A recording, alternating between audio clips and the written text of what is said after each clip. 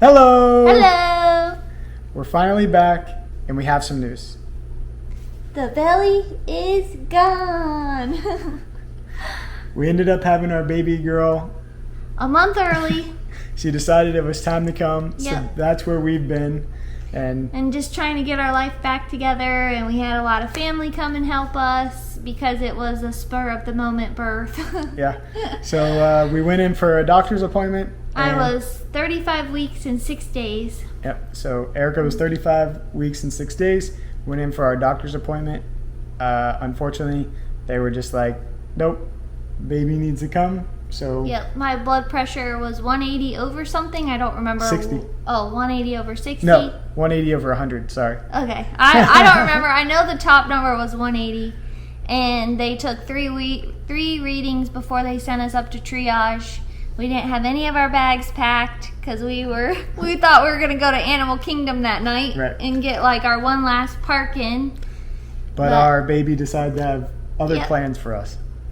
To tell you a little more about our birthing story, we ended up, like we mentioned, going to a doctor's appointment. Erica's blood pressure was high, 3 readings, so we went up to triage.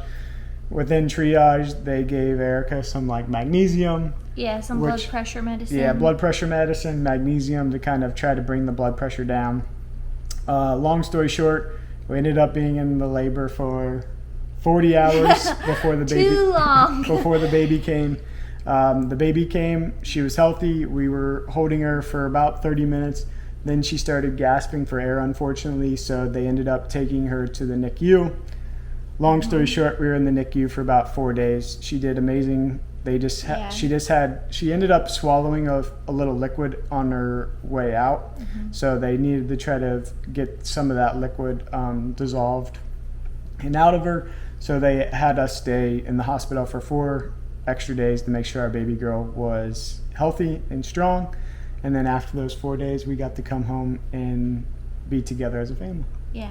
Well, a little bit longer. Well, yeah, 4 days. 4 days after I delivered. Yep. But I guess my body wanted to be there with her too because my blood pressure wouldn't get under control. So I didn't ever get dismissed from the hospital until basically the day she was ready.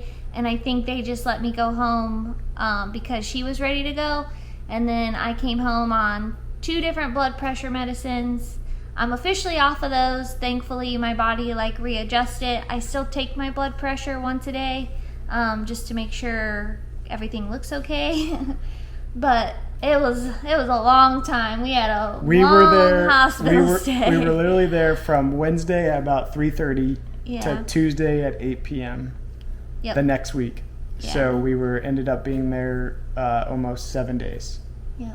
And I'll tell you one thing, hospital furniture is not comfortable. No. But when you're tired, you still sleep.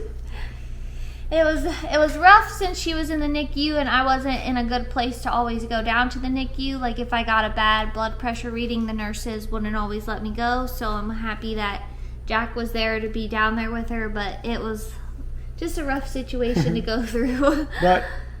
But we're all home now, and we're healthy, and she's doing good, and I'm doing better, and we're just happy to be home and getting in like a routine now.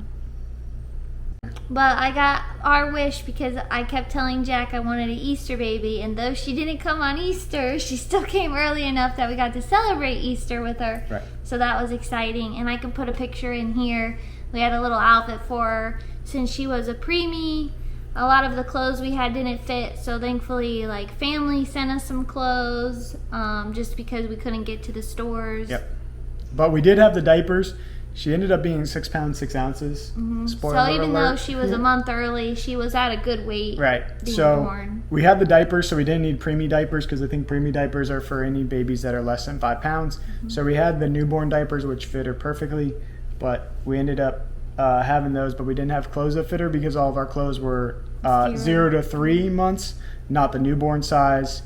So we ended up having to have some family members send us in newborn size clothes, which now she's almost grown out of those because babies grow up fast at this point. Yeah, she's so big already. You don't realize how fast days go until you have a baby. That's like I told Jack that our days fly by, but my days go in like 3-hour intervals because she's doing good to where like she pretty much eats every 3 hours unless she's in a deep sleep, and we don't wake her, we just let her sleep. Yep. But I plan my day by those 3 hours, and the next thing I know, it's like bedtime, like 8 o'clock at night. We're like all so exhausted that we're ready for bed. So our days really have changed now. Yeah, and if you keep seeing me look over here, she's actually in her swing sleeping right now, so that's why you might see my eyes or my head look that way. Just to keep an eye on her, just to make sure everything's A-okay. Some time has passed, and look who we got. Hello, baby. So this is our daughter. She's sleeping. She wasn't too happy tonight, so... She does that thing where she stays up for like 2 hours and then she's so like overly tired that we gotta coax her back to sleep, but all she wants to do is look around.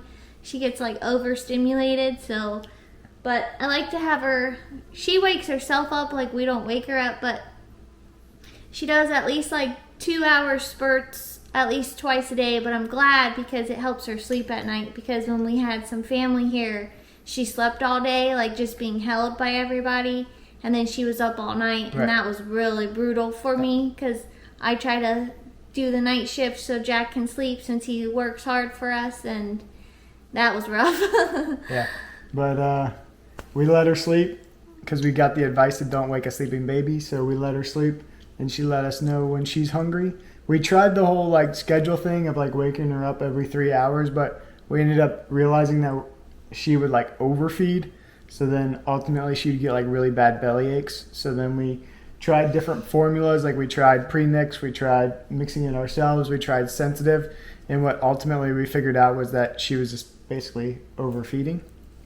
So that's another fun parenting thing we've learned as well. But. And then she got her first bout of like baby acne last week, so that was rough because we were like, is that a rash? Like, what is that all over her face?